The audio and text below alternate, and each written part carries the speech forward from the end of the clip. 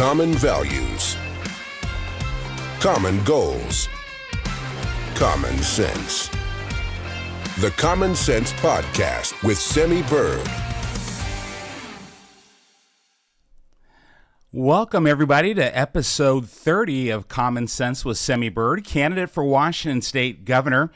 And we have a jam-packed episode today on our podcast. We have a lot of things to discuss, a lot of things that have been happening. Where do I start? I don't know. Guys, we have been so busy back and forth across the state, having fun. I was just in Linden the other day, and I have to thank all my friends in Linden for pulling off one of the best rallies we have ever had. We had great music. We had great entertainment. We had fellowship, fun, kid-friendly environment. The kids were having a good time. It was wonderful. Linden, you guys brought the heat, and we said we have to do this again. So we're going to bring this to Clark County coming up this month. We have, something happening on the peninsula this month. There's a lot happening, and we'll leave it to our events coordinators to I guess, unwrap it for you, and we'll get it on the schedule so everybody knows. But I'm pretty excited. I was down for a few days with some kind of a stomach bug, took me out of the game, but we kept working. I was working on my economic development solutions with actions, and we got that done, and that's coming out tonight in a press release.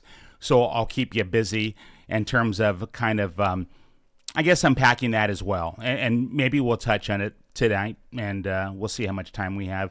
We've got some questions. My printer didn't cooperate with me, so I didn't get a chance to print the questions, but we have them. I'll pull them up on my screen here on the left. And so for our friends that are new to our podcast, just so that you understand how it works, there really aren't any rules. This is live streaming. We're streaming from X, Facebook, our YouTube channel, and our Rumble channel. And I think I said Facebook. So we're coming at you live. We're going to have questions in our window. We have some of our friends in the left here on my window. I have a short, little, skinny window with all the different feeds coming in and messages. So I'm going to ask you guys to be patient with us as we try to cipher through your questions in the left, and then also try to get through some of the new questions that I'm going to bring up on the screen. So a lot of technology to go through, but it's going to be fun. And for some reason, my studio is just burning up. Or it's just me excited to be on the podcast with you guys. So welcome, everybody, and let's get started. I'm going to go ahead and open up some of our questions that we had earlier. And as I'm pulling up our questions, again, I want to thank everybody for standing with us, for I guess holding it together during what I would call the Mean Girls trials, where we have the individuals from the other campaign that have taken some very unfortunate pathways to campaigning. Basically, we guess they call that dirty politics. We're going to stay above the fray. We're going to stay above board, and we're going to take the high road always. And so, as I've always done, for all of my supporters, again, we take the high road. There's no reason to ever go low, name calling, to drag up dirt on people. There's just, that's old school, and people are quite honestly fed up with dirty politics. They want to know, what are you going to do for the people? What are you bringing to the table? What difference are you going to make for Washington State? We don't care that you can get your team to dig up dirt on other people. We'll do our own research. But what are you going to do to make Washington State better? That is what people are really looking for in their candidates. And this is a job application. So I want to thank everybody for being patient, for being understanding and giving grace as I brought forward all the paperwork I needed to bring forward to address some of the evil that was out there. And again, there's certain things I'll tolerate, and there's certain things I won't tolerate, and they crossed a line with me. And so but I think we did in a classy way. We'll wait for your feedback on it. So we're going to go to our first question. And this is, I guess, a policy question. This is from Kent. He said, Kent says, with the early constant toppling of heat records in our state, what are you going to do to mitigate the effects of climate change? And so I guess what I would say to Kent is, Kent, if you look at the science, and maybe we're looking at two different, I guess, scientific research, empirical studies, which is possible because they're out there. It's cyclical. Climate change is cyclical over time. It has been that way for thousands of years. Extreme heats, extreme colds, it's cyclical. Now, what the climate change ideology tries to put out to people is that we're in this global warming, constant increase. And if we were listening to Greta, I think we would have blown up a couple years ago, or all caught fire, or the dinosaurs, or something would have happened. But as governor of Washington State, here's what I will share with you.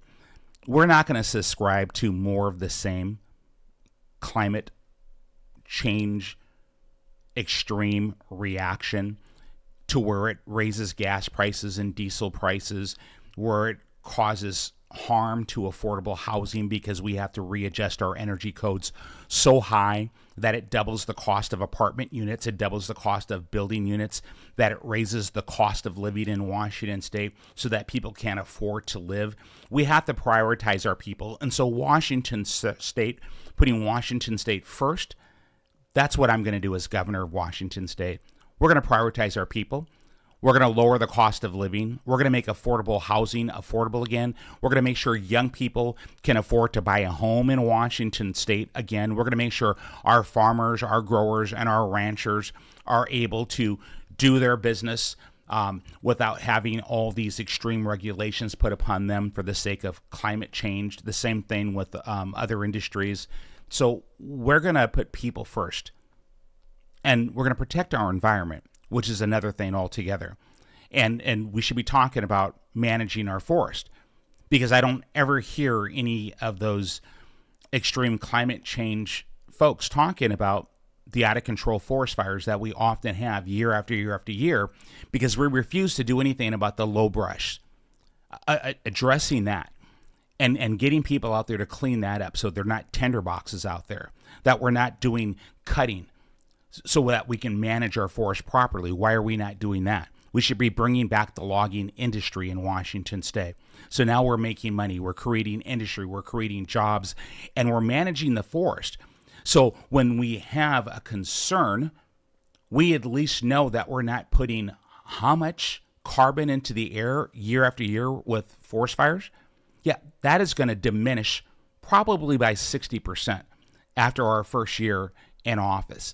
So these are things that I can do to mitigate the threat of climate change without penalizing our citizens any more than they've already been hit up. So I appreciate your question.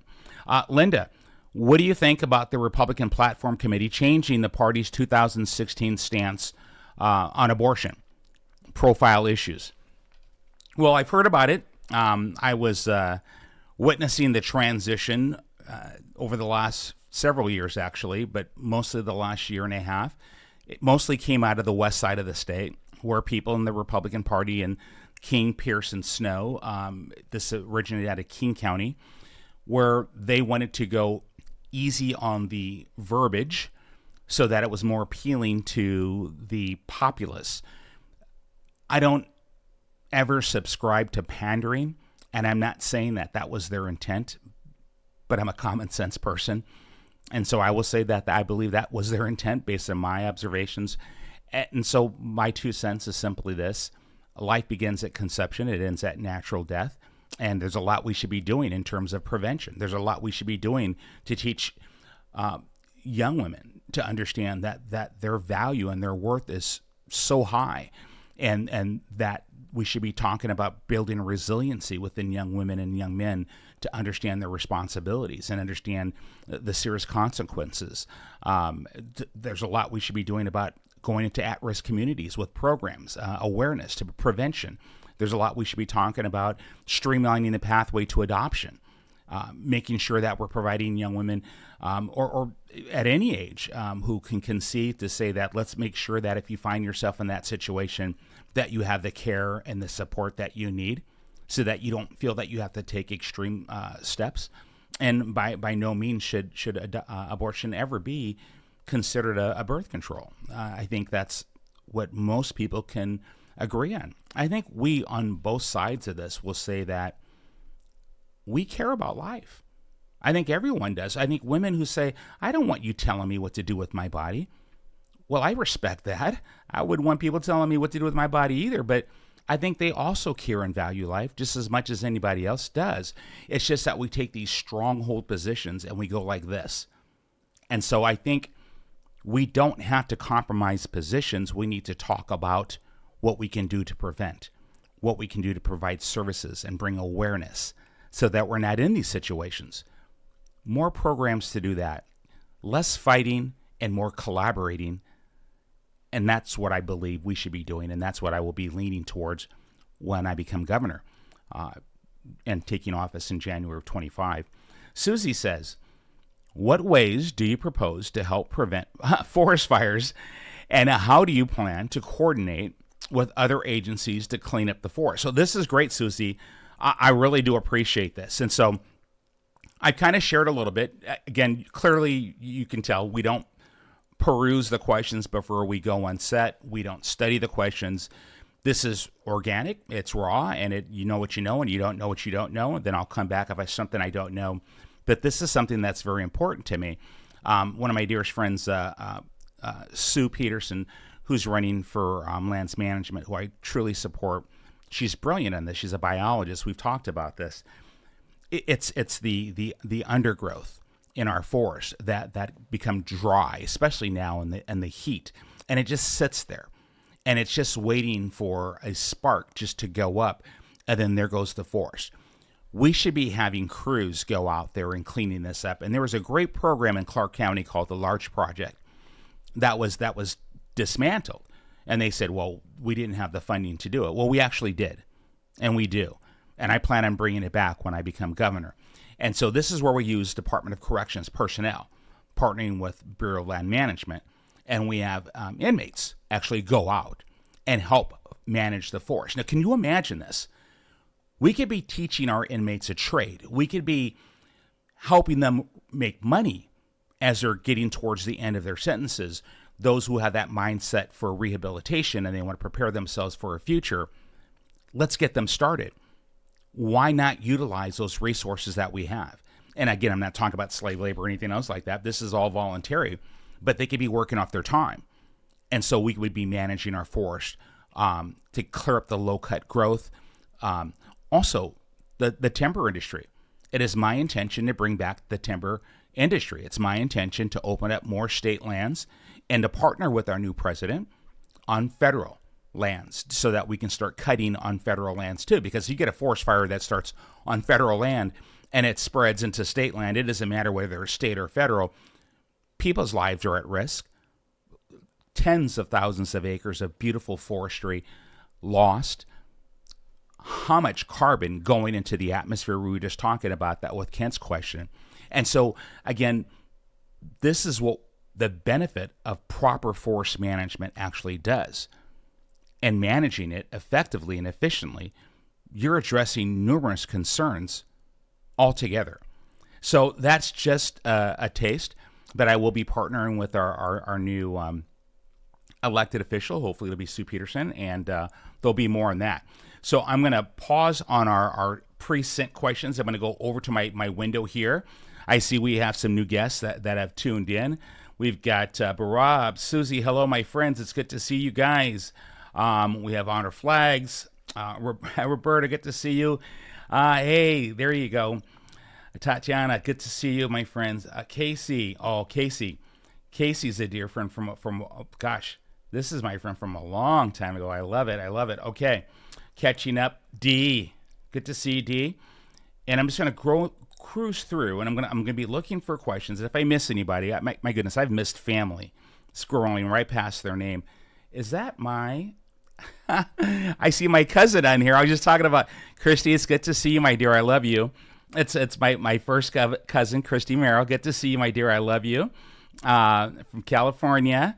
Oh my goodness. Oh, this is just wonderful. So I'm going to keep going because I love my family. I do love my family. Okay, Gina, good seeing you. And okay, here we go. Let's see. What are your thoughts on the removal of the 30-day, resilient residency requirement? So this is something that just happened. Again, they removed the residency requirement. It used to be that you have to be a resident and demonstrate that you're a resident for at least 30 days before you can register to vote. They removed that.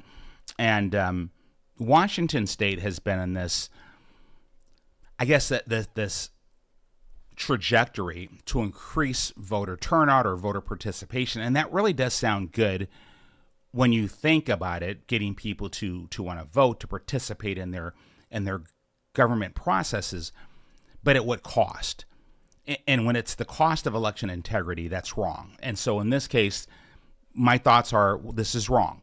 This is just another step where we don't even have election integrity now, and we're taking another step to lessen it even more. We have the motor voter, where you come into a new state, you get your driver's license, you're automatically put on the voter rolls unless you opt out.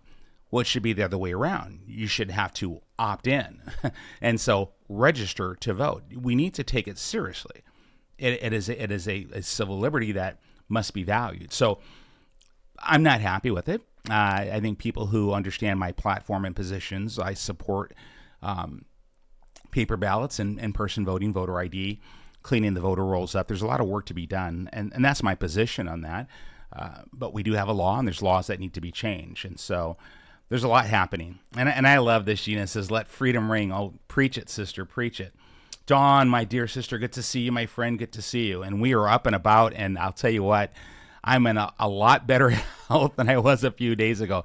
You guys, I'll tell you what, we were at Hoop Fest in Spokane. It was amazing. Thousands of people, thousands of beautiful young people out there. Families were out there together, and we were out there walking around with our team. Amazing, beautiful people on our team as well. We had our bird signs out there, and we had young people walking past us, bird, bird, bird. It was inspiring. And I had another event that evening, but something happened between Hoop Fest during the day, spending hours there, and then our evening event, and boy, everything went sideways. But hey, we're back in action. But both of those events were amazing. We had an evening event where we talked about human trafficking, and it's a huge corridor there in Spokane County area, also in Whatcom County area, from Skagit, Whatcom, all the way up. Homeland Security Investigations Division typically takes lead on that in U.S. They're one of the lead agencies, especially in Washington State. But there are threats there. And in Washington State, we rank very high in terms of human trafficking, sex trafficking. I've worked in that, I don't want to say industry, but I've worked on the other side of targeting cartels who traffic in human beings and in narcotics. And I will be bringing that same expertise to targeting those individuals, to bringing a significant change to Washington State, partnering with other federal agencies, just knowing how to target these cartels, how to go after their money, how to go after their infrastructure, understanding how they work, how they're formed, understanding how their facilitation networks work and how they're arranged.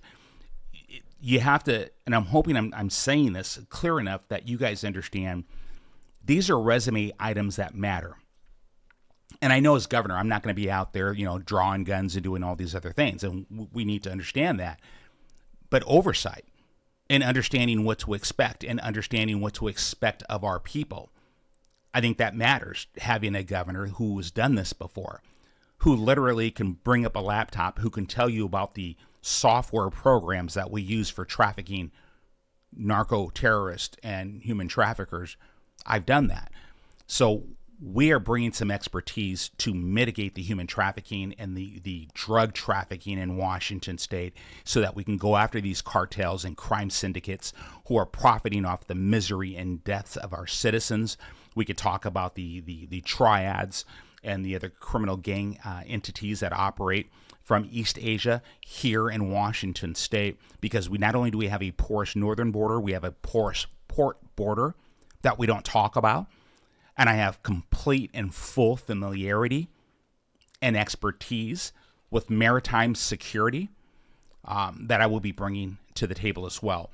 So I don't want to sit here and act like I'm Mr. Braggadocious about things, but you know what you know and you don't know what you don't know. And I'm looking forward to partnering with those agencies to bring the change that we need for Washington. We have a lot of work to do, and I'm going to work. I'm not going into politics. I refuse to accept that. I'm going to work to make Washington a better, safer, more productive, peaceful, beautiful, prosperous place for our citizens and for our children and our grandchildren and future generations, so that we can leave it better off than it was when I was a little boy. Oh my goodness, and it was such a beautiful place.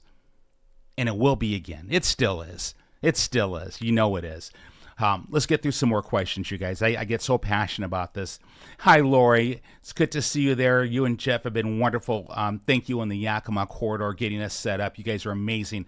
All these beautiful people. I just saw my friend Bill from Ponderosa County in here. This is just Marina. These are all my beautiful friends, and I just cannot thank you guys enough for all that you do. You matter so much. This is a big family all across the state. This is our difference. I think with our campaign, it's personal. It really is, in a very positive way. It's personal in a positive way, that people are so heartfelt in doing this. And we were talking about the Mean Girls episodes with the dirty politics and the attacks. And I encourage our team just to stay on the positive, take the upper road, the high road, stay positive, stay focused on the mission, and don't go low, don't go dirty, because it takes us off point. We're here to do good things. We're not here to do politics as usual, dirty politics as usual. There's nothing as usual that we should be sustaining. We should be moving into a new transformational realm of audacious excellence. We have a lot of work to do, and I'm excited, and you guys are a big part of this. And so as I'm going down the list to look for questions, you guys, I'm just seeing all of our friends. And so, Deborah was asking about bioengineered chemtrails. And so, Deborah, I've spoken about this a lot. And so just to be straightforward with you, we understand there's other states that are looking into this. What we're going to do in Washington State once I become governor is we're going to actually do our sampling. We will find out and we will understand what is happening. Is it federal? If there's anything that is happening in terms of bioengineering, we will understand it. We will interdict it, and I will interdict our state's rights under the 10th Amendment, and we will not be a puppet or for anybody doing anything like this. And so first we're going to get the facts, and then we're going to bring the action. So, Deborah, there's my thoughts on that. My thoughts are I'm an action person. I do talk, but that's only because I'm not out there doing the action stuff. Wait until you see me in the office. You're not going to see me in the office. We're going to be working a lot. Good to see you, AJ. Good to see you, my friend. Listen, what we got going on here. Troy, good to see you. We got all these. I'm going to miss someone, and then I'm going to feel terrible because I'm missing someone. Cheesaw, good seeing you guys here. Okay, Buckley. Oh, we have some great people in Buckley. All right, I'm looking for more questions, you guys. I'm going to go back to the other questions that were pre-submitted. All right. Proper forest management about residing for years in Germany. Yeah, you guys have seen it over there. Austria and Germany, they understand. They understand it, and they've perfected it very well. You see, what are you going to do about AI controlling our state elections? And so we have different softwares that are being used right now. I'm not sure if AJ's talking about the Albert technology that's out there. We also have software that's being implemented by a British contracting firm that they use for monitoring. I'm familiar with it. It's the same Albert sensors are used for cybersecurity purposes. CISA has been using it for years. I'm very familiar with this. My thoughts on it is simply this. Mismanaged, it's wrong. Properly managed for cybersecurity and not to compromise elections, okay. So, no, you have to know how it's being implemented. So don't read into anything I'm saying except that I know what I'm talking about on this, but it can be misused. It could be misused to where it's abusing its authority and going a little bit too deep. So we'll just keep looking for more questions, and but if you have more specificity you'd like me to answer to, dial it in, and I'll get even more specific with you on it. So I'm not afraid to have a deeper conversation on any topic, and if it's something I don't know, I'll tell you I don't know, and we'll move on. Let's see, David says, Idaho Tribune tweeted today, Jay is looking at a place in Hayden. Hayden, Idaho is beautiful, and I wish Jay Inslee well on his permanent residency in Idaho. You know, this is not going to sound nice, and now I have all this time to not say something that will not be nice. But just as I know myself and being true to who I am, I'm really disappointed about how our state has been managed for the last 10 years, how our budget's been doubled over the last 10 years, how we've watched our state being ran to the precipice, the homeless population, the addiction and the mental health issues, the shutdown of our state, the death of children and so many innocents. We've created this zombie population of addicts, borderline schizophrenics in the streets, helplessness and despair. It bothers me deeply. And this is politics as usual. And so for all of you out there, hear these words. You have a choice this August, and it starts in August. This is just a handful of weeks away, where we vote in the primary August 6th. You're going to have an opportunity. And you have a choice of putting another career politician up for the November general election, or you can vote for Byrd for governor.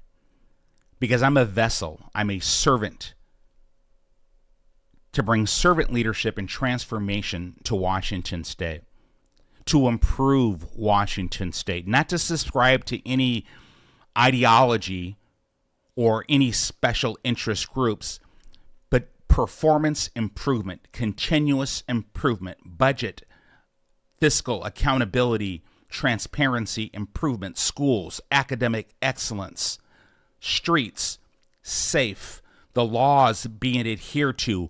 The homelessness goes away. No more tent cities. No more tent cities, and we build our mental health and addiction infrastructure.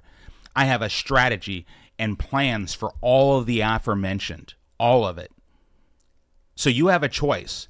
You can keep listening to these career politician advocates who are Republicans, mainstreamers mostly, and misinformed individuals, and others who are Democrats, and all flavors, all shapes, all sizes, who keep defaulting to the career politicians and saying, well, they have all the money. Bob Ferguson has $10 bazillion and Dave's got half a bazillion and they can win. These are programmed people who don't know common sense. If it hit them upside the head with a Pinto backed into him and exploded. Okay, I don't know what I was saying with that. But you get my point. No, we're putting the people first. And we're not making the same mistake. So my point was, Jay Inslee ran us into the ground, and now he's going to Hayden Hideout, to a beautiful place to live happily ever after. Probably a wonderful consulting job, sitting at his beautiful lakeside mansion. It's a shame how politics works, isn't it? People go into office and they leave rich. It's amazing. It's amazing. Why have we not done anything about it? The power is inherent in the people. August 6th, you have an opportunity. What are you going to do about it? Or are you going to be one of those, what do they call them, sycophants, who says, oh no, who's got the money? Who's got the name brand recognition? Who can win? We just need a Republican. I don't care how terrible they are. We just need a Republican in there. No. I'm gonna stand on values. I'm gonna stand on principles. I'm gonna stand on common sense. I'm gonna stand on who can get in there and do the job. And if you believe in America, if you believe in we the people and what the Constitution promises, that power is inherent in the people. I'm telling you, power is inherent in the people.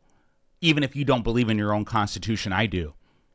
And I know for a fact, just like it happened in 2020, when Lauren Colt beat Josh Freed by 9 points, had more Republicans register to vote than any Republican candidate in history. Now, you know my campaign. It's not about Republican. It's not about Democrat or Independent. It's about we the people getting out there. This is an America first, a Washington first movement. We're putting our Washington citizens first. We're putting our state first. And we're bringing that transformational change to give our children and our grandchildren a beautiful place. That's what we're doing here. So I got fired up a little bit. I think I got myself excited about this. But no, at what point in time are we going to stand up for what we're about and what we believe in? We need to stand up. I'm standing up. I'm standing up for you, guys. I'm not quitting. We can't. So we the people, that's what we're doing. All right. Boy, did I go on a tyrant or what? All right. I got excited. See what you just said. Jay's moving to 8 in Idaho. I should have just been happy for the man and said, yeah, it is beautiful over there. And I just went crazy on that. Will you find Mills Hole when you're governor? Okay. Let me see here. What else? I've heard manufacturing planes released the chem. Okay, wonderful. It's not a. We're talking about the chemtrail things. It's not what we've heard or what we've been read and what we've seen on Telegram, or it's what we know, and that's what we're going to find out. We're going to get the facts, and then we're going to take the action. So that's what we're going to do. Joe Biden staying in the race for the White House, and so. Thurman was asking my thoughts on President Biden. Well, that the debate was a disaster for him. But we saw this happening. And I told King 5 News, I feel bad for President Biden. Yeah, he's also ran our nation into the ground. But I feel bad for the person because I'm still a human being. Again, I have nothing against Jay Inslee. I have nothing against Bob or Dave. I actually like Mark and Alon and some other wonderful people who are running in this race. I have nothing against anyone, and I always wish the best for everyone. And even those who have just been evil and attacked us, forgiveness is in my heart. I don't dwell. I don't keep darkness in me. I purge it. But I feel bad for President Biden. He's clearly served too long, and we should have term limits. That's something we should have in Washington State, too. We'll leave it up to the people, but I plan on bringing that forward in my term to impose term limits so that we don't have the possibility of someone like Jay Inslee staying for another endless amount of time. But no, President Trump took him to task in the debate, and it was very clear that President Biden's not equal to the task. And so we'll see how that goes. I just wish him the best, as I would wish anybody the best. And I wish America the best, which would be having a new president in November. And I know where my vote's going. I think everybody knows where my vote's going. It's going to President Trump. What are your the second sentence? Simi? Okay, what do you hear? Feeling on your name being last. So DMS, thank you for that. And I love the initials, by the way. One of my favorite performers. So my what are the coincidences of, I think we have 30-something candidates for governor, and Semi Bird is the last name on the list. So they saved the best for last. So last on the ballot, first for Washington. Remember that. So tell everybody, look for Bird for governor. You don't have to try to read through you just go right to the bottom, just scroll down. The last name on the list, Bird for governor. There we are. Last on the ballot, first for Washington. So, I called the Secretary of State's office, and you guys know what's happening in the Secretary of State's office. I control what I can control, and I did not show up for the drawing, so I take full responsibility for that. I was told that because I called, and they said the media was there, and they did have a drawing, and I'll call it winning the lottery that I chose lucky last. Hey, watch. It's going to work out because we're going to win this primary. We are going to win this primary. Okay. Let's see. If someone says Idaho doesn't want him, Laura, I bring the love. Let me see here. Well, we need more youth detention centers currently. They're full. Yeah. So Deborah's asking, Deborah, thank you for this. Deborah's asking not just for youth detention centers.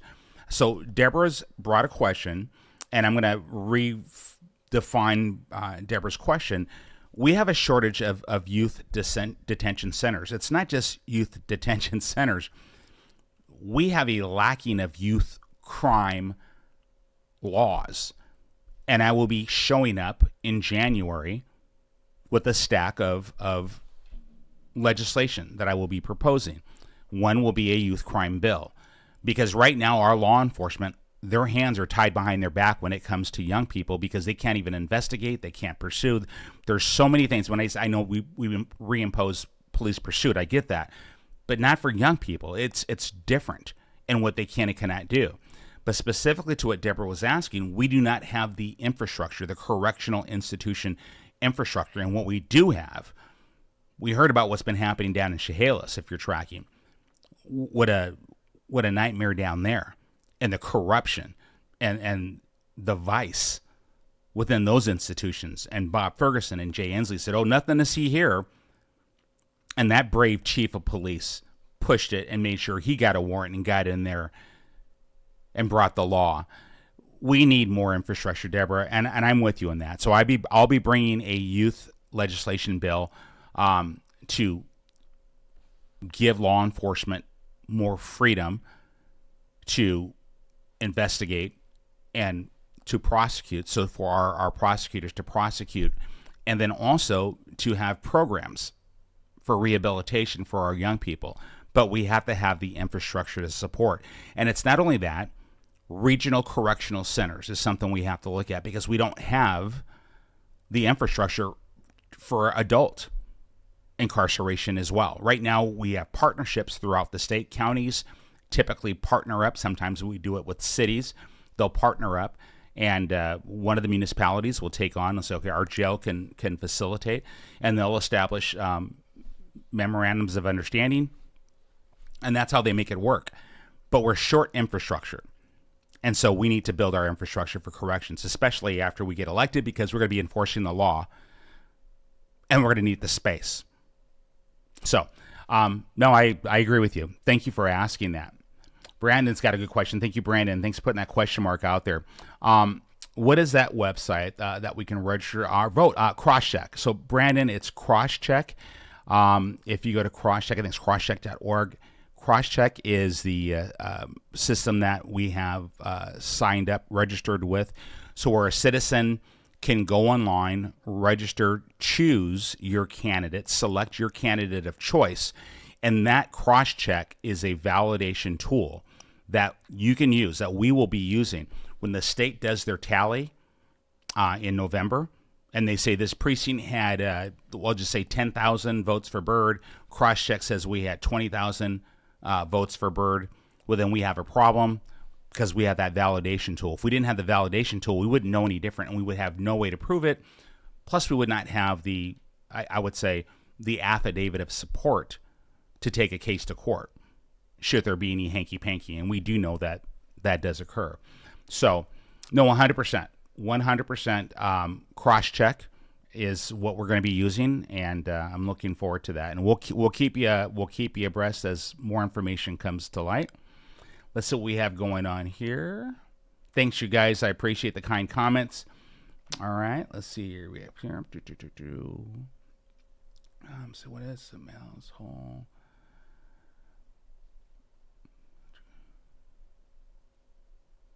All right, I'm still looking, guys. Looking for a question. Okay, I'm going to go back now. 2. All right. So we've got Stuart. So Stuart, do you think that our current governor handled COVID appropriately? If not, what would you have done differently, and how can we prevent these mistakes in the future? Stuart, thanks for your question. And so, my friends, completely wrong.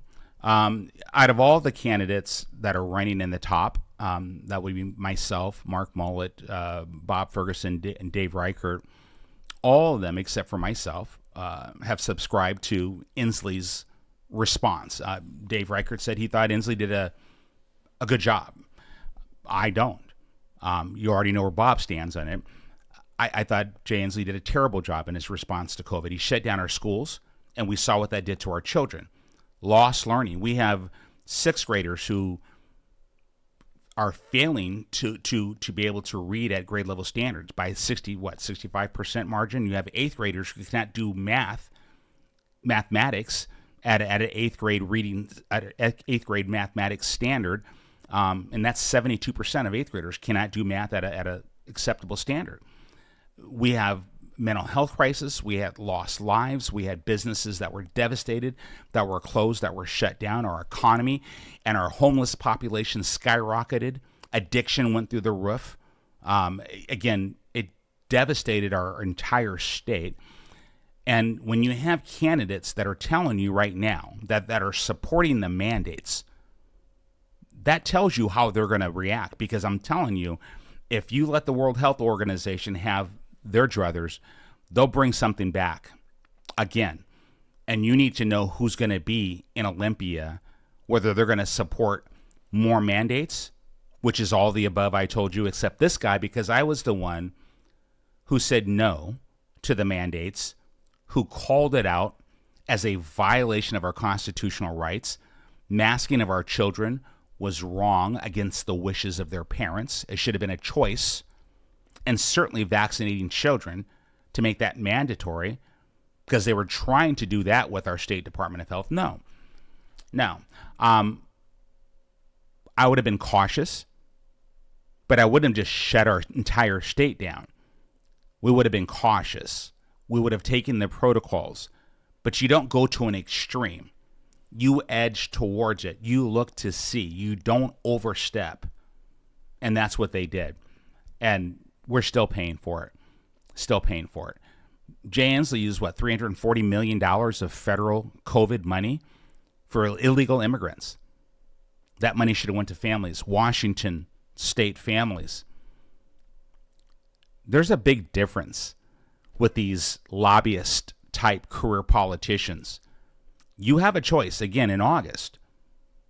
More career politicians, or you get a career American, someone like myself, who's going in there to go to work to bring the change. And I do not work for the big money people. You already know that. I've already been attacked by my own party, so I'm fair game. I'm the underdog. Okay, that's fine. But this will be we're the underdog that's winning. We're the underdog who won 72% supermajority at the convention. We won that convention. We, the people, won that convention. 1,839 delegates, the largest delegation in the history of Washington State for any party. 72%, that is what our campaign received. Because of we the people. Because we the people showed up and we let our voices be heard. Just like we the people this August, we vote.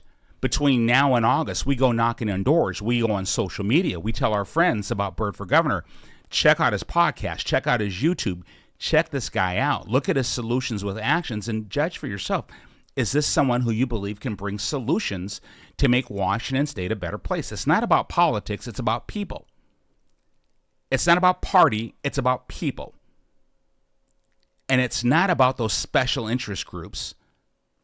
It's about our children and a better way of life. Okay, I'm pontificating again. Michael, when you're in office, do you have any plans to get unsafe cars off the road until they're compliant with safety issues? And so, Michael, we do. I mean, I do not have plans on that, to be quite honest with you. I have not thought about, okay, we have a Datsun B210 circa 1979, 83, how to get it. I don't. I know that State Patrol, when they're out there and they're patrolling, they'll look for these things and they can cite cars for that. I have no plans for that. I'll take a look at it. But to be quite honest with you, Michael, I have not put any thought on that. Getting unsafe cars off the road. I really have not. And so you brought something to me that I have not given thought to. And I will, because it's a safety issue. And you said, like headlights working and so on. Those are things that are typically cited by law enforcement, and they stay on it, and it gets in the system. And if that car is pulled over again, that's how it works. But I personally have not given it much thought. And I'll always be straight with you. But I'll look into it. Public safety is important. I'll prioritize though. Sue, what do you want us to do to help you promote your candidacy over the next 50 days? Thank you, Sue, for asking that. Then I'm going to go back to our live list over here. It's telling everyone. It's your voice, your social media access, Twitter, Facebook, just telling everybody, your neighbors, wherever you go out. If you know a young person who is 17 years old and they're going to be 18 before the November election, then they can vote in the primary this August. I'll say it again. If you have a family member, niece, nephew, cousin, anybody, child, who's going to be 18 before the November general election, then they can vote in the primary as a 17-year-old. Let's get them registered. Let's spread that word. Let's get our kids pumped up. I mean, we have to call your grandchildren, call your nephews and your nieces up. We need to get them registered, and we need them voting for us. We need to tell our neighbors. We need to go to the grocery store. We need to hand out flyers. We need to go doorbelling. Please volunteer. Go to birdforgovernor.com, and I'll throw it up here right now. Go to birdforgovernor.com and volunteer. Go to birdforgovernor.com and also donate, because, guys, we're going into next week. We're going to be starting phase 2 of our media blitz, and so you're going to start seeing more advertising from us, right? We're not the establishment candidates with the millions of dollars, but we have enough to win this thing. And you already know, like I said, we won the convention. They said we were going to get crushed. We were going to get crushed. We're going to get crushed in King County. There's no way a guy from Eastern Washington can win in King County, Snohomish, and Pierce. No way. And then Pierce County blackballed us out of their Republican little clique that they have over there. That's okay. There's enough good people in Pierce County to say, no, we know right from wrong. And we still won. And we have more King County legislative districts who have endorsed us. What do we have, to 24, 25 counties outside of being endorsed by the Washington State Republican Party that have endorsed us individually? So we're doing just fine. But telling everyone you know to vote for Bird for Governor, spreading the word about our podcasts, and yeah, please, that's how we do it. And then sign waving, flag waving, we're doing that. All of our amazing volunteers. Those donations matter, you guys. So all of the above, you guys, all of the above. There's a lot of big bucks that goes into this stuff, but it's just a matter of we the people just getting involved, showing up, and spreading the word. That word of mouth is the biggest and the best recommendation you can get, is from someone that you like, someone that you know, and someone that you trust. All right, let's see what else we got going on here, guys. I'm looking. Still checking. Bear with me, you guys. I'm looking for questions from you guys over here in the comment. Thanks, Gina. Simi, have you ever voted for a Democrat? No, I have not. So that's MX Dirt Carver. And it was funny. You know, it was Jim from the Seattle Times asked me that, because I told him, I said, it shouldn't be about party. It should be about who's the better candidate. And Jim, he asked me, he says, so how many Democrats have you voted for? And I said, none. And he kind of went, womp, womp, womp. But no, I haven't. I haven't. And I cannot foresee in the future. It's only because I have not seen any Democrats that really hold to my values. I'll say it. There's a couple. I mean, you have a couple Democrats right now running for governor that I like personally. I mean, I like Mark Mullet. I like Ilona Kearney. That we have different value sets and different things. They're good people. They're good people. But I've always voted Republican. So I appreciate the question. It was interesting because MX, there was I can call them the Mean Girls. Does that make me a name call if I call them the Mean Girls? It's just a nice way of it, but it seems fun. So that the people who do all this and make up lies and dirt and try to slander and dirty politics people, maybe that's a nice way to say it. So dirty politics people, they had my cousin who passed away last year. Same name, different middle initial. So I'm Missy Patti S. Bird, and my first cousin's Missy Patti. He has a different middle name.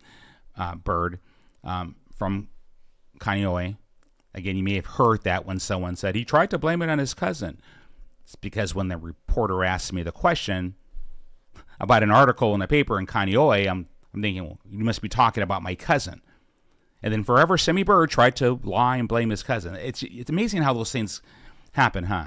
Some of you don't know what I'm talking about, but some of you do know what I'm talking about. But that was my cousin who was a Democrat and did contribute to the Democrat Party. But you can look it up and you'll see the difference. Look for Semi, look for the S in the middle, and you'll see me. So there's me. Thanks for asking, though. See here if there's anything else here. Alan, where's your source? But Semi, we want to just keep it forever. You guys are funny. All right, let's see what else we got going on here, guys. I got to keep going. I'll go back to the other one. See, what is your stance on the airport issue? So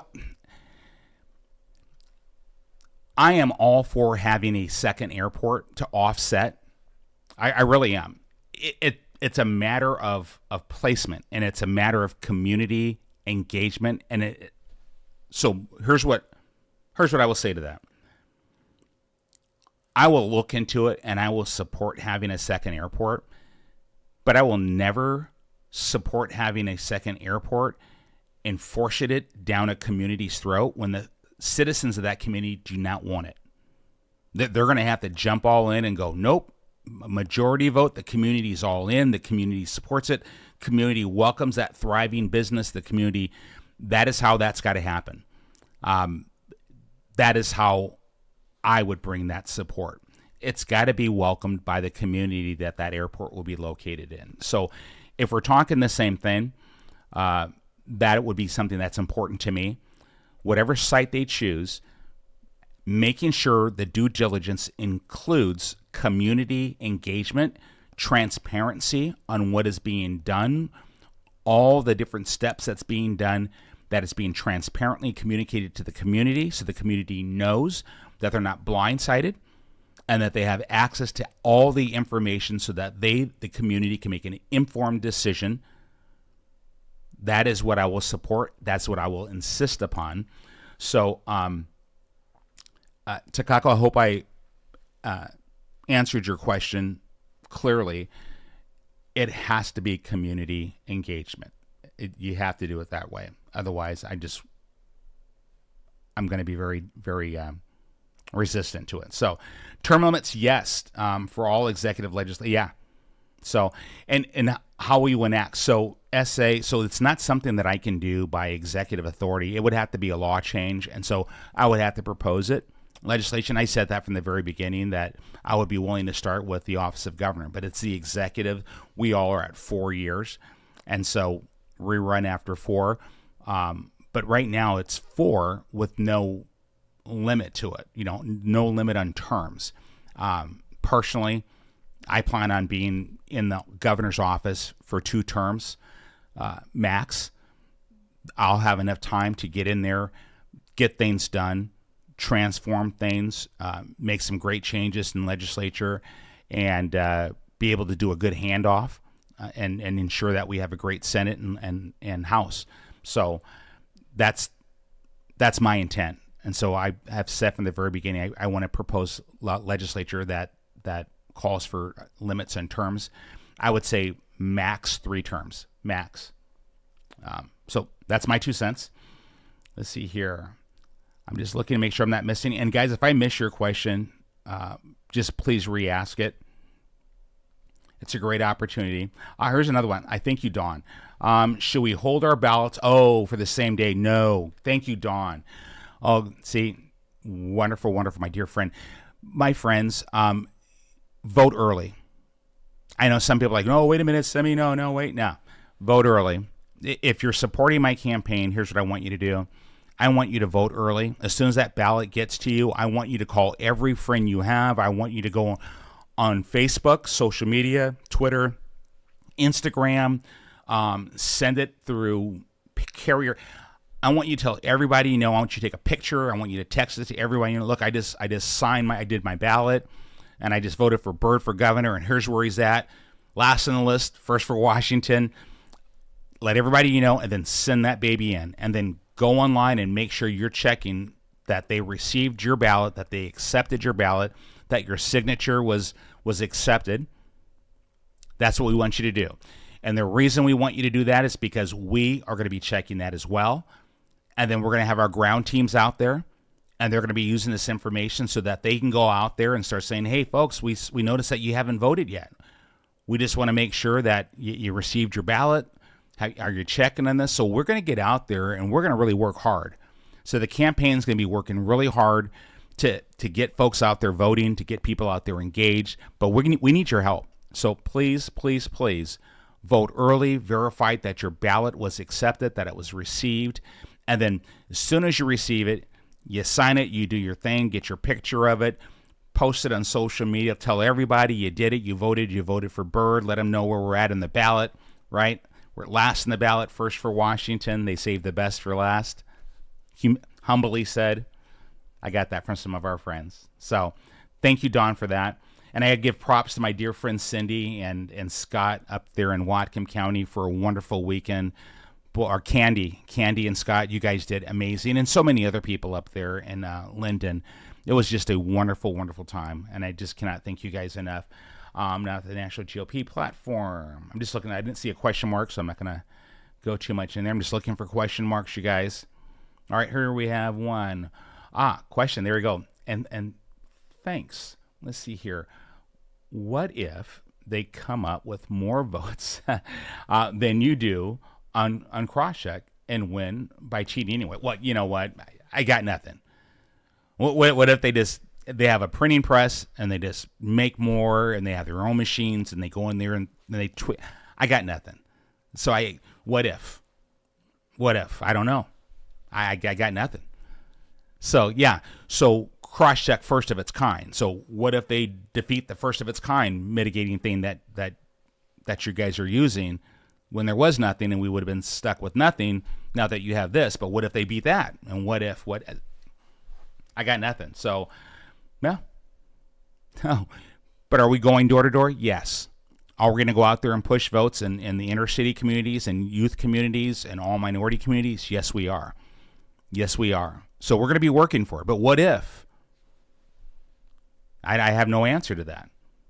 But what I will say is we will work our butts off to ensure that we are going to get in office so that we can save our state. That's what we're going to do. We're going to do the best we can, and we're going to control what we can control.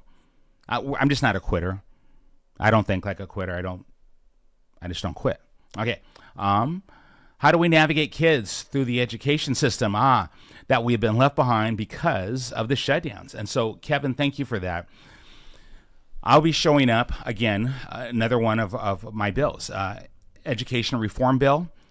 Boy, it's going to be comprehensive. Strategic plans will be required in all school districts across the state. Every school will have a strategic plan. It starts in the classroom. It's going to be a three-legged stool. The student, the teacher, and the parent/guardian, right? Which could be a grandparent. So we will assess every child because every child learns differently. It's worth the investment in time to make sure we do a thorough assessment of that child, understand how that child learns, and then bring the resources to that child. There's different techniques of teaching reading. The scientific approach to reading, structured literacy, is what has been proven to be the catch-all for literacy. There's all kinds of proven methodologies that are out there that we should be using. The Universal Design for Learning framework, I fully support that. And so I have the knowledge, skills, and abilities to write up a comprehensive education reform bill. And then once we have those strategic plans in place, we will create key performance indicators for every school district. And funding is going to be based off of them meeting those performance protocols. And so what we're going to say is if you're an XYZ school district, we've done the assessment. We're putting you on a glide path for academic excellence. Academic excellence. As long as you're meeting those key performance indicators and we're seeing that progress, you're going to have our full support. But we're not going to continue to fund bad performance. So be effective, be efficient, be correct. And you're going to be fine. You're going to be fine. We're not going to be funding these social programs that aren't focused on academic excellence. We're going to give teachers back their classrooms, those teachers who want to teach the fundamentals of education, English, language arts, mathematics, and science. And then for those students who are excelling, we want to keep propelling them up to the top, make them into student leaders, student teachers, right? And so they're sharing with others. We need to get behavior back under control in our classrooms. Behavior is out of control. Our special education needs more resources. It's not fully funded, and levies can't do it. So there's a lot of work to be done. We don't have money to be burning on this. 44% of our state budget goes to education, but we fail our students academically. They bring everything else into schools. They want to bring clinics into schools. They want to bring all these other things into schools. Let's start focusing again on academic excellence. Let's resource those classrooms and those teachers and those parents and those students. That is the epicenter. That's what we're going to fund, and that's what we're going to support. So, Kevin, I'm excited about it. it's a big deal for me. It's a very big deal for me, guys. I know the time is flowing. I started off slow, I thought, and the time is just flowing in here. Are you coming to Silverdale Whaling Days? Martha, hello, my friend. It's good to see you. Martha, I think we are. I know you've been reminding us, and I have to check with the team. Hey, I do what I'm told. I got a great campaign manager, and whatever he says, I do. So we have shout out to my team, and my team is like a big family, and then all of you, and then we have an extended family all over the state. You guys, I'm telling you, this is why this is such a beautiful thing. We don't need the millions and millions of dollars. Don't fall for that nonsense. It's nonsense. He doesn't have the millions of dollars to compete with Bob Ferguson. And we can't let Bob get in. We can't let Bob. Fear, fear, fear, fear, fear. We're not selling fear. We're bringing hope. We're not compromising our values. We're not selling out our values. We're not doing that. Are you? I'm not. Are you? We're going to hold to what we believe in, because our children and our grandchildren are worth fighting for. And I said this before, maybe a couple podcasts ago, but if you really, I'm so frustrated with this whole political nonsense, right? Republican, Democrat, whatever, libertarians, people, and doing the right thing. That's what we need to get back to. People doing the right thing. I make no bones about it. I'm a conservative. I'm a Reconstruction Republican. I'm a Abraham Lincoln, Frederick Douglass, women's rights, civil rights, right? Abolition Republican. I mean, if I have to label myself, but at the end of the day, I'm just a constitutional Christian conservative. That's really what I am. And if you're my Muslim brother, I got your six. I got your back. If you're my Sikh brother, I love you. I got your back. My Buddhist sister, I got you. I mean, this is America. You're my family. I got you. I'm just not going to compromise or sell out to a party or any special interest groups. It's about the people. It's about who we serve. That's what matters.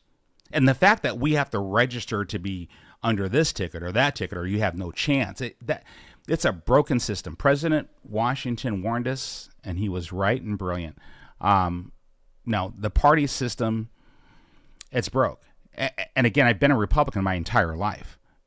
And I didn't realize it until I started running for this office, how broken the party system really is. Been a precinct committee officer. Still I'm a precinct committee officer. And I think my wife's going to take over for me. Chairman of the party. My little county party. Amazing people. And I have a friend who will be taking over there, I'm sure. But it's just, what's more important? The Constitution and the people that the Constitution protects. That's what's more important than anything else. And we have to stop dividing, and we have to stop doing this. We have to stop segregating ourselves. Good people are good people. Let's just be good to each other. And let's save our state. That's all I care about doing. I don't care what your party is. I don't care how you choose to live your life. I prefer to love everyone. That's Semi Bird. What's your take on the state allowing people who haven't resided yet? No, I think we talked about that. Don't support it. I think it's just another wrongdoing. School closure and losing teachers due to funding. And so, Robert, this whole thing, school closures due to funding, and you're seeing a lot of that in the bigger cities because of their bloated expenses. And we have a funding model for schools which is outdated and antiquated and makes no sense whatsoever.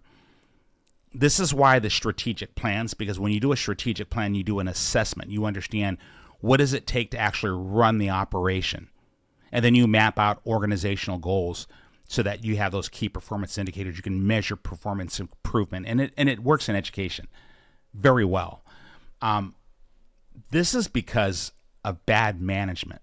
Bad program management and all the money that goes for all these different social programs and not being focused on supporting the teachers in the classroom who are there to and who want to teach those fundamentals of academics. That's what we need to repurpose and resource that epicenter, which is in the classroom.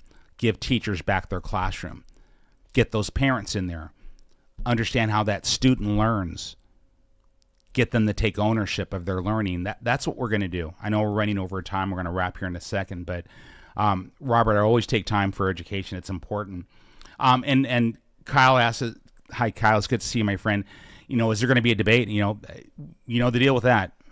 It's the where's Dave thing. And Bob, Bob's not going to debate until after the primary because he doesn't need to. Typically, you have debates that'll happen within parties. And again, if you have someone who's afraid to debate, and I get it. I get it. That's why you do dirty politics when you don't have platform or position or the tools. So there won't be a debate. I'd love to. You set it up, I'll be there. I'll be there. I think the people deserve it, and everybody understands. I would never insult or call names or raise voices or anything, because it would just be like a forum. It would be like a forum. But I think the people would benefit from that, so that they understand side by side how the different candidates address issues. I did like the Seattle Times editorial board interview, so that you guys had an opportunity to see how the different candidates answer questions, and we kind of did a comparison between myself and the other individual who says that he's a Republican. What's your plan for your first day in office? And so, Kevin, that's just simply going to be, wow. I put out, so it's coming out today. It'll be on my website. So this evening, but first day in the morning for sure, go to our website. Our economic development plan, Solutions with Actions, is out. I just finished it. We are standing up. We're going to be conducting our third-party audit. We're going to be standing up our continuous improvement development department. And that's not adding. We're going, he's adding more government. No, we're going to be shrinking government. Trust me on that. This is going to be a transitional, right? So same personnel, assuming a different role. We're bringing performance efficiency to Olympia. It's going to be really cool. So first day in office, we initiate the audit. We'll start off with my continuous improvement initiative that's going to be headquartered out of the financial management, and there'll be a director of that department, and that person is going to be responsible for, again, improving performance of statewide government, which will save us billions of dollars. So that's worth the salary. I guarantee you that. And then for every single department in state government, you're going to have a Lean and Six Sigma green belt minimum. Division-wise, I'll have a black belt. These are all people who do performance consultation. We're going to have strategic plans will be mandatory. Every secretary, the department directors, they will mandatory. They'll have to have a strategic plan, 5-year strategic plan, mandatory. All of them will be notified that they will be going through executive leadership development training, every one of them. And their mindset is they are now servant leaders. They work for the people, their clients. Put your customer service hat on, because your customers are the people who vote, the people who you serve, the citizens. That's who you work for. But they're going to get strategic plan training. And so we're bringing a whole new different mindset to Olympia. And imagine the taxpayer dollars that we're going to save, billions. So first day in office, it's going to be a lot of meetings, obviously, but initiating the procurement of that, it's just going to be getting out the request for proposal. And that's in my wheelhouse too. So I can write it right from my office. So that'll happen, because that's going to be the biggie. And a lot of fun stuff. Kevin, I'm excited. And that really says a lot about our tenure in office. It's just to go to work. It really is to go to work. Our Department of Transportation, our ferry system, our roads and our bridges, all those things, they need work. Our energy independence. We need to lower utility costs. They shouldn't be where they're at. They should actually be lower. And so getting a handle on where all the money is, so that we can start, switching money around, not taking any more money from you guys, because we're not doing that. I'm putting a moratorium, a stop. I'm not approving any legislation that increases taxes at all. It's not going to happen. So that's going to be some of my plan. But we're going to go into money save mode, effective immediately. And budgets, at the end of the year budget, we're going to incentivize those department leads. If you guys have money left over in your budget, instead of thinking that you have to spend it or you lose it and you won't get it back next year, no, you're going to get it back next year. You're guaranteed to get your money back next year, especially if you had money left over from last year. We're flipping the script. So instead of having people do spendex on the last day or the last month, no. If you got $1 million, $2 million, $10 million, right, that $500,000 that you want to give back, give it back or do a carryover, and you're guaranteed to get your budget. We want to incentivize fiscal responsibility in Olympia. Could you imagine that? So a lot of things I'd like to sit here and talk about with you guys all night long. I'm just really appreciate being back in the saddle with you guys. I love talking policy. I'm looking to see if there's any more questions. You guys are having a good conversation there. I think I'm all caught up. Send me if you come to Silverdale. Yep, got it. Thank you very much. Yep, let the campaign team know. Oh, you know what? Someone wanted me to talk about Chevron. And this is the Chevron doctrine or deference. And so I'll be quick because not everybody's into politics. It's not necessarily politics. It's just self-governance is really what it. So back in the 80s, the Chevron decision, long and the short of it is that decision made it so that agencies, whenever there was a decision or a court decision, the courts would defer to the agency to provide the expertise. And so if a citizen had a problem with the Department of Ecology or Department of Commerce, well, then the court would be taking the word of the Department of Ecology or the Department of Commerce over the word of the citizen, because the Department of Commerce or the Department of Ecology has the experts, and they're the experts. So they would defer or give deference to those subject matter experts. Well, our Supreme Court justices reconvened in this, and I think it's the Procedure Act.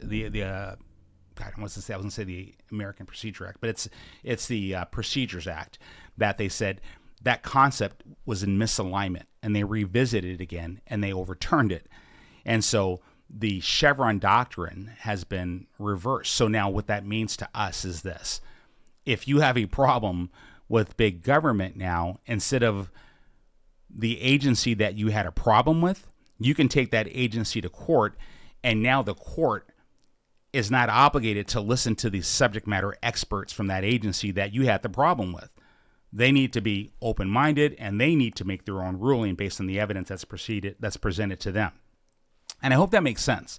But this is a big deal because you have a lot of things with farmers and ranchers and all kinds of citizens who have issues with, well, overstep of government, overreach of government.